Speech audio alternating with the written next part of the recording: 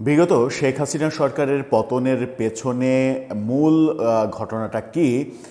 পেছনে কোনো ষড়যন্ত্র ছিল কিনা, বিদেশি শক্তির ব্যাপার স্যাপার ছিল কিনা, অভ্যন্তরীণ কোন শক্তিগুলো কাজ করেছে, এসব বিষয় নিয়ে ভারতীয় গণমাধ্যম নর্থ ইস্ট নিউজ একটা ধারাবাহিক প্রতিবেদন প্রকাশ করে চলেছে, আমরা দেখছি। এরই মাঝে তারা ৮ কিস্তির এই ৮ কিস্তি তারা প্রকাশ করে ফেলেছে। এই ৮ কিস্তিতে নানাভাবে নানা পক্ষকে দায়ী করার চেষ্টা করেছে। কখনো তারা বলছে যে শেখ হাসিনাকে কেন্দ্র করে চট্টগ্রাম অঞ্চলের একটা বলয় তৈরি হয়েছিল, সেই বলয়ই তার মানে সর্বশেষ পতনটা নিশ্চিত করেছে।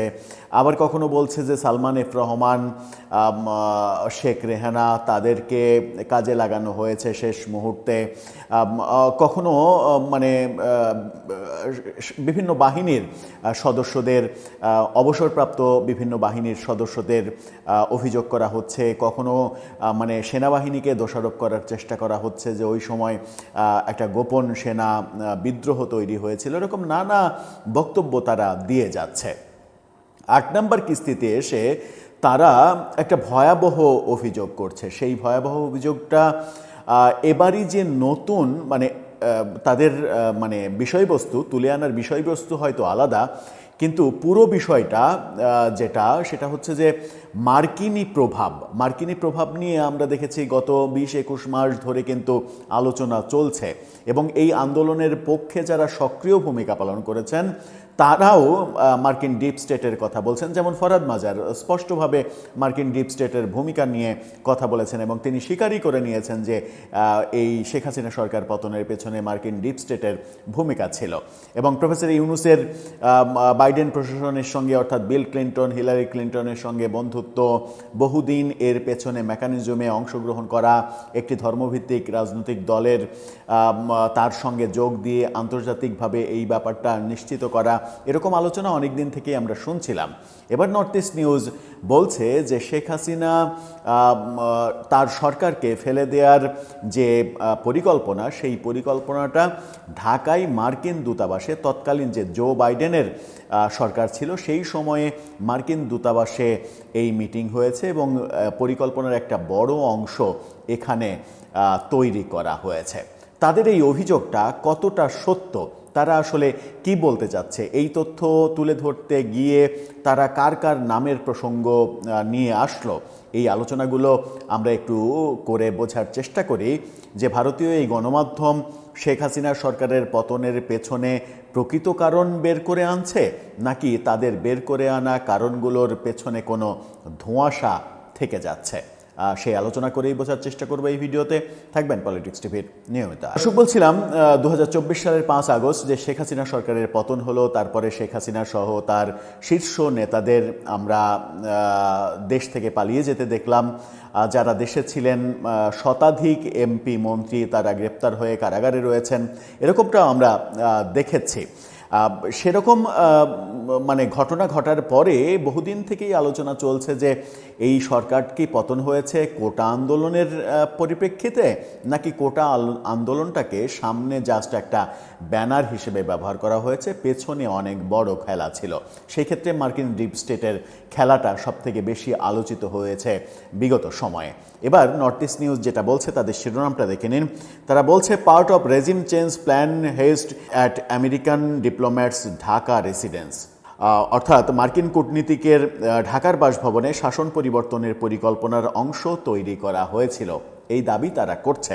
তারা বলছে এই গোপন বৈঠকগুলোতে অংশগ্রহণকারী বাংলাদেশিদের মধ্যে অনেকেই মোহাম্মদ ইউনূসের অন্তর্বর্তী সরকারে উপদেষ্টা হিসেবে নিযুক্ত হয়েছিলেন, এই কথা তারা বলছে। এবং প্রফেসর ইউনূসের সঙ্গে ধারাবাহিকভাবে ঐতিহাসিকভাবে তার যে নিরাপত্তা উপদেষ্টা ডক্টর খলিলুর রহমানের সম্পর্ক কেমন ছিল, ডক্টর আলী রিয়াজের সম্পর্ক কেমন ছিল, আদিলুর রহমানের অধিকার সেই এনজিও কিভাবে ভূমিকা রেখেছে, মার্কিনী একটা এনজিও এদেশে কিভাবে ভূমিকা রেখেছে, এই ব্যাপারগুলো তুলে এনেছে। আমরা মার্কিন এনজিওর ব্যাপারে দেখেছি যে সেই মানে বিখ্যাত মার্কিন এনজিওটা পরবর্তীতে বাংলাদেশ থেকে তাদের কার্যক্রম গুটিয়ে নিয়েছে এবং ডোনাল্ড ট্রাম্প নিজে স্বীকার করেছেন যে সেই এনজিও থেকে বাংলাদেশের মানে রাজনীতিকে প্রভাবিত করার জন্য বিশাল অঙ্কের টাকা ইনভেস্ট করা হয়েছে।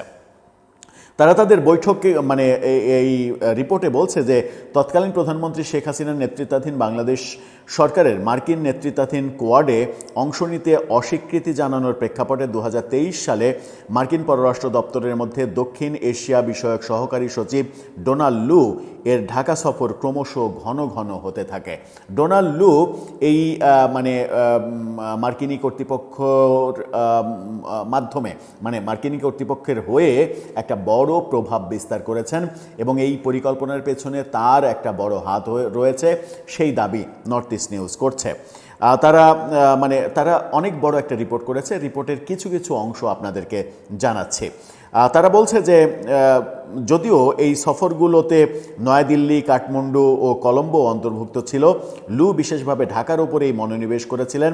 2023 সালে নেপালে একটি বাংলাদেশি মালিকানাধীন রিসোর্টে এবং ঢাকার মার্কিন কূটনৈতিক হেলেন লাভেজের বাসভবনে বৈঠক অনুষ্ঠিত হয়, যেখানে শাসন ব্যবস্থা পরিবর্তনের জন্য একটি বেসামরিক সামরিক কৌশল উত্থাপন করা হয়েছিল। অর্থাৎ মার্কিন দূতাবাসের কোনো একটা জায়গায় এই বৈঠক হয়েছে যেখানে পরিকল্পনা তৈরি করা হয়েছিল, এটা বলছে। লাফেব ও হাস ছাড়াও, পিটার হাসের কথা বলছে, পিটার হাস ছাড়াও বৈঠকগুলোতে এমন অনেক বাংলাদেশি উপস্থিত ছিলেন যারা 2024 সালের 8 আগস্টের পরে মোহাম্মদ ইউনূসের নেতৃত্বাধীন অন্তর্বর্তী সরকারে উপদেষ্টা হিসেবে নিযুক্ত হয়েছিলেন। ডোনাল্ড লু ও পিটার হাস বাংলাদেশের সামরিক ও বেসামরিক নেটওয়ার্কের সঙ্গে পরিকল্পনা সমন্বয় করছিলেন। অসমাপ্ত 2007-8 সালের -2 ফর্মুলার উপরে ভিত্তি করে একটি নতুন পরিকল্পনা তৈরি করা হয়েছিল, যার লক্ষ্য ছিল একটি নির্দলীয় দীর্ঘমেয়াদী বেসামরিক সামরিক সরকার প্রতিষ্ঠা করা। অর্থাৎ 1/11-এর সময় যে প্রচেষ্টা মানে নির্দলীয় সরকার অর্থাৎ সুশীল সমাজের লোকদের নিয়ে যে প্রচেষ্টা, দীর্ঘমেয়াদী ক্ষমতায় থাকার প্রচেষ্টা ব্যর্থ হয়েছিল, সেই প্রচেষ্টা এবার আবারও করার পরিকল্পনা হয়েছিল, যেটা আমরা দেখেছি প্রফেসর ইউনূস এবারও ব্যর্থ হয়েছেন। 1/11-এর সময়ের পেছনের অন্যতম কারিগর প্রফেসর ইউনূস ছিলেন। এবারও তিনি সেই সময় তিনি 3 মাসের জন্য দায়িত্ব নিতে হবে এই কারণে দায়িত্ব নেননি। পরে তিনি 2 বছর ওই সরকারকে থাকতে দেখে নিজে হতাশই হয়েছেন যে দায়িত্ব না নিয়ে ভুল করেছেন, যেটা সাবেক এনবিআর চেয়ারম্যান বদিউর রহমান তার মানে স্বীকারোক্তিতে বলেছেন যে এরকম কথা তাকে ডক্টর ইউনূস বলেছিলেন। এবারও আমরা তাকে ব্যর্থ হতে দেখলাম। দীর্ঘমেয়াদে ক্ষমতায় থাকার যে খায়েশ, সেই খায়েশ তার পূরণ হয়নি। বলছে যে সাবেক মার্কিন রাষ্ট্রদূত মার্সিয়া বার্নিকাট এর আগে এক সাবেক বামপন্থী আত্মীয়র মাধ্যমে জাফরুল্লাহ চৌধুরীকে নির্বাচিত করেছিলেন। প্রয়াত ডাক্তার বীর মুক্তিযোদ্ধা জাফরুল্লাহ চৌধুরীর নাম এখানে আসছে। এই আত্মীয়র সঙ্গে মোহাম্মদ ইউনূসের ঘনিষ্ঠ সম্পর্ক ছিল। অর্থাৎ এই রিপোর্টে বারবার ডক্টর ইউনূসের কথা উঠে আসছে। ডক্টর ইউনূস এই মার্কিন পরিকল্পনার অন্যতম একজন স্টেক হোল্ডার হিসেবে কাজ করেছেন, এরকম দাবি নর্থ ইস্ট নিউজ করছে। এখানে বর্তমান পররাষ্ট্রমন্ত্রী এবং প্রফেসর ইউনূসের আমলের যিনি নিরাপত্তা উপদেষ্টা, তার প্রসঙ্গও ঘুরে ফিরে আনার চেষ্টা করা হয়েছে। এছাড়া অনেক সেন্সিটিভ ব্যাপার এখানে আনা হয়েছে, যে সেন্সিটিভ ব্যাপারগুলো আমরা টেকনিক্যাল কারণেই উত্থাপন করতে চাই না। আপনারা নর্থ ইস্ট নিউজের এই প্রতিবেদনটা যারা পড়তে চান তারা সেখানে গিয়ে পড়লেই বিস্তারিত বুঝে যাবেন। এখানে বলা হচ্ছে যে খলিল, যিনি রজার রহমান নামেও পরিচিত, 2001 সালে প্রধান উপদেষ্টা বিচারপতি লতিফুর রহমানের ব্যক্তিগত সচিব হিসেবে দায়িত্ব পালন করেন এবং জামাত বিএনপি জোট সরকারকে ক্ষমতায় আনতে ভূমিকা রাখেন, এই অভিযোগ তারা করার চেষ্টা করছে। কিন্তু একজন প্রধান উপদেষ্টা সহকারী হিসেবে সেই ভূমিকা কতটুকু তার পারঙ্গমতার মধ্যে ছিল, সেই প্রশ্ন তো অনেকে করতেই পারে। মোহাম্মদ ইউনূস ডক্টর খলিলকে মার্কিন যুক্তরাষ্ট্রে থিতু হতে এবং জাতিসংঘের একজন প্রভাবশালী কর্মকর্তা হতে সাহায্য করেছিলেন। অর্থাৎ ডক্টর খলিলুর রহমানের সঙ্গে প্রফেসর ইউনূসের দীর্ঘদিনের সম্পর্ক এবং বন্ধুত্ব, এই ব্যাপারগুলো তারা দাবি করছে এবং সেই ভিত্তিতেই প্রফেসর ইউনূসের সরকারের নিরাপত্তা উপদেষ্টার বড় দায়িত্বে এবং এক অর্থে পররাষ্ট্র উপদেষ্টার কাজও তাকে দিয়ে করানো হয়েছে, যেটা আমরা দেখেছি। 2013 সালের শেষ দিকে তৎকালীন সেনাপ্রধান জেনারেল জেনারেল ইকবাল করিম ভূঁইয়া এবং মেজর জেনারেল হাসান সোহরাওয়ার্দী আওয়ামী লীগ সরকারকে উৎখাত করার একটি যুক্তরাষ্ট্র সমর্থিত পরিকল্পনায় জড়িয়ে পড়েন, এই দাবি তারা করছে। দাবিটা কতটা অথেন্টিক সেটা হয়তো ইতিহাসে কোনো না কোনো দিন আমরা বুঝতে পারবো। তারা বলছে তারা তৎকালীন বিজিবি মহাপরিচালক মেজর জেনারেল আজিজ আহমেদ এবং 33 পদাতিক ডিভিশনের জিওসি সঙ্গে পরিকল্পনাটা ভাগ করেছিলেন, কিন্তু সেই পরিকল্পনা ব্যর্থ হয়েছিল এটাও তারা বলছে। দক্ষিণ পূর্ব এশিয়ায় মার্কিন চীন বিরোধী নিরাপত্তা নীতি বাস্তবায়নের ক্ষেত্রে হাসিনা একটা বড় বাধা হিসেবে আবির্ভূত হতে শুরু করেছিলেন। কোভিড পরবর্তী বিশ্ববাজারের বাস্তবতায় রাশিয়ার মধ্যস্থতায় চীন ও ভারতের মধ্যে নতুন সম্পর্ক বিবেচনা করে বেইজিং তার আঞ্চলিক প্রতিরক্ষা কৌশলে পরিবর্তন এনেছিল। 2018 সালে আবারও জাফরুল্লাহ চৌধুরীর প্রসঙ্গ আসছে। 2018-তে জাফরুল্লাহ চৌধুরীর আওয়ামী লীগ বিরোধী জাতীয় ঐক্য মঞ্চের মাধ্যমে রাজনৈতিক শাসন পরিবর্তনের একটা মার্কিন সমর্থিত প্রচেষ্টা তৎকালীন সেনাপ্রধান আজিজ আহমেদ এবং আইজিপি বেনজির আহমেদের আনুগত্য ও কূটকৌশলের কারণে ব্যর্থ হয়েছে।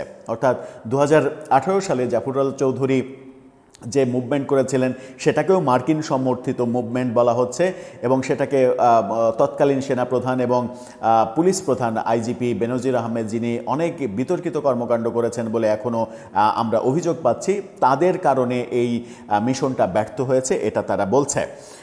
তারা বলছে যে একটি মার্কিন সমর্থিত এনজিওর প্রধানের বাসভবনে বার্নিকাটের কথিত নির্বাচনী ষড়যন্ত্র ফাঁস এবং তার গাড়িবহরে হামলার পর যুক্তরাষ্ট্রের সঙ্গে আওয়ামী লীগের সম্পর্ক আরও দুর্বল হয়ে পড়ে। খুবই গুরুত্বপূর্ণ, মার্কিন সমর্থিত এনজিও, যে এনজিওর কার্যক্রম তুলে নেওয়া হয়েছে সেই এনজিওর কথা বলা হচ্ছে কিনা সেটা স্পষ্ট ধারণা দেয়নি তারা। বিজিবি ও সেনাবাহিনীর একাংশের ইচ্ছাকৃত ব্যর্থতার কারণে টেকনাফ ও কক্সবাজারে রোহিঙ্গাদের অনুপ্রবেশ শুরু হলে বাংলাদেশ নতুন করে সংকটের সম্মুখীন হয়। আন্তর্জাতিক মানবাধিকার সংস্থা ও জাতিসংঘের চাপে বাংলাদেশ রোহিঙ্গাদের আশ্রয় দিতে বাধ্য হয়। রোহিঙ্গাদের যে বাংলাদেশে অনুপ্রবেশ, সেখানে বিজিবি সেনাবাহিনীর একাংশের ব্যর্থতার কথা তারা কেন বলছে এবং সেখান থেকেই মার্কিন সাম্রাজ্য এখানে প্রতিষ্ঠিত করা, মার্কিন মায়ানমারের সাথে করিডোর তৈরি করা, মার্কিন ঘাঁটি তৈরি করা, এই পরিকল্পনাগুলো তখন থেকেই বাস্তবায়নের চেষ্টা হয়েছিল, যেটা হাসিনা সরকার রাজি হয়নি বলে তৎকালীন মার্কিন প্রশাসন বেজায় ক্ষেপেছিল আওয়ামী লীগ সরকারের ওপরে। তারা বলছে এর ফলে আরাকান আর্মির বিদ্রোহীরা কক্সবাজার পার্বত্য চট্টগ্রাম অঞ্চলে অবাধে চলাচলের সুযোগ পায়। ইউএস এইড এবং অন্যান্য দাতা সংস্থার আড়ালে মার্কিন গোয়েন্দা কর্মীরা ঢাকা ও চট্টগ্রামে ঘন ঘন যাতায়াত শুরু করে। যে এনজিওর নাম আমি বলতে চাচ্ছিলাম না সেটা তারা বলেই দিয়েছে যে ইউএসএইডের কার্যক্রম বাংলাদেশে বন্ধ হয়ে গেছে, আমরা এটাও দেখেছি, এবং সেই এনজিও বাংলাদেশের রাজনীতি প্রভাবিত করার জন্য বিস্তর টাকা ইনভেস্ট করেছে, এরকম অভিযোগ আমরা গত প্রায় 2 বছর ধরে শুনে আসছে। তারপরে বলা হচ্ছে যে অনুপ্রবেশ ঠেকাতে বাংলাদেশ ভারত ও চীনের কাছে সাহায্য চেয়েছিল কিন্তু কোনো সমর্থন পায়নি। ভারত চীন রোহিঙ্গা অনুপ্রবেশ নিয়ে কোনো সাহায্য করেনি এমনটাও বলা হচ্ছে। এখানে হরকাতুল জিহাদ, হিজবুত তাহরির এবং আনসারুল্লাহ বাংলার মতো গোষ্ঠীগুলোকে অন্তর্ভুক্ত করা হয়েছে, এটাও অভিযোগ করা হচ্ছে এবং অভিযোগ করা হচ্ছে যে এই গোষ্ঠীর সঙ্গে প্রফেসর ইউনূসের সরকারে কাজ করা একজন পদস্থ আমলা, উচ্চ জায়গায় অবস্থান করা একজন আমলার সুসম্পর্ক ছিল, সেই অভিযোগও তারা করছে। ডোনাল্ড লুর নির্দেশনায় পিটার হাস মার্কিন ভিত্তিক শিক্ষাবিদ আলী রিয়াজকে গণমাধ্যম ব্যক্তিত্বদের মাধ্যমে জনমত গঠনের দায়িত্ব দেন। আলী রিয়াজকে একটা বড় মিশনে দেয়া হয় দায়িত্ব, এটা তারা বলছে যে আলী রিয়াজ আমাদের সংবিধান সংস্কারের দায়িত্ব পালন করেছিলেন, ঐক্যমত্য কমিশনের ভাইস চেয়ারম্যান হিসেবে দায়িত্ব পালন করেছিলেন। সরকার বিরোধী আখ্যান তৈরির জন্য সাংবাদিক, শিক্ষাবিদ, সাংস্কৃতিক ব্যক্তিত্বদের নিয়ে গঠিত নেটওয়ার্কগুলোতে সংগঠিত করা হয়েছিল। আওয়ামী লীগ সরকারের অভ্যন্তরীণ কার্যকলাপের খোঁজখবর রাখার জন্য নাইমুল ইসলাম খানকে প্রধানমন্ত্রীর প্রেস সচিব নিয়োগ দেওয়া হয়েছিল, এটাও নাকি মার্কিন পরিকল্পনার অংশ। নাইমুল ইসলাম খান তাকে প্রেস সচিব করা এটা মার্কিন ষড়যন্ত্রের অংশ, এটা তারা দাবি করছে। ঢাকা বিশ্ববিদ্যালয়ের সাংবাদিকতা বিভাগের একজন মার্কিন ভিত্তিক শিক্ষক, যিনি আলী রিয়াজের ছাত্র এবং হক নামেই বেশি পরিচিত, তাকে একটি বিশ্ববিদ্যালয় নেটওয়ার্ক গড়ে তোলার দায়িত্ব দেওয়া হয়। অর্থাৎ এখানে ঢাকা বিশ্ববিদ্যালয়ের শিক্ষকদের দায়িত্ব দেওয়া হয় বিভিন্ন বিশ্ববিদ্যালয়ের নেটওয়ার্ক তৈরি করা এবং আন্দোলনের প্রেক্ষাপট তৈরি করা। যুক্তরাষ্ট্রে কর্মরত একজন সাংবাদিক যাকে প্রফেসর ইউনুস একটি দেশের রাষ্ট্রদূত বানিয়েছিলেন, সেই সাংবাদিকের প্রভাব এবং তার পরিকল্পনা যথেষ্ট ভূমিকা এখানে রেখেছে এরকম তারা বলছে। একজন সিনেমা পরিচালকের কথা বলছে, যে সিনেমা পরিচালক সরকার বিরোধী জোরপূর্বক অন্তর্ধান ও হত্যাকাণ্ড বিষয়ে তথ্যচিত্র নির্মাণ এবং নিকেতন কেন্দ্রিক সাংস্কৃতিক ব্যক্তিত্বদের সঙ্গে যোগাযোগ রক্ষার দায়িত্ব পালন করেছেন। এবং সেই সিনেমা নির্মাতা যিনি সামাজিক যোগাযোগ মাধ্যমে বেশ অ্যাক্টিভ এবং সেই অ্যাক্টিভিজমগুলো আন্দোলনের সময় থেকে এখন পর্যন্ত করে আসছেন বলে আমরা দেখছি।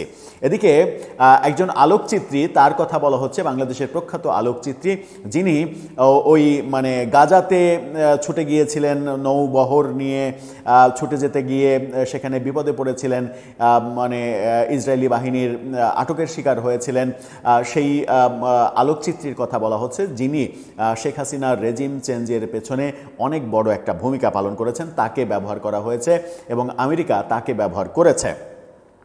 ইউবিএনআইজির মানে ফরাদ মাজারের প্রসঙ্গ আসছে। ফরাদ মাজার তারা অভিযোগ করছে জামাত ইসলামের গোপন ছাত্র কর্মীদের মধ্যে ফ্যাসিবাদ এবং রাষ্ট্র সংস্কারের মতো আকর্ষণীয় ধারণার মতো নতুন আওয়ামী লীগ বিরোধী বয়ান ঢুকিয়ে দেওয়ার ভূমিকা পালন করতে তাকে নিয়োগ করা হয়েছিল এবং তিনি কাজ করেছেন, এই অভিযোগ করা হচ্ছে।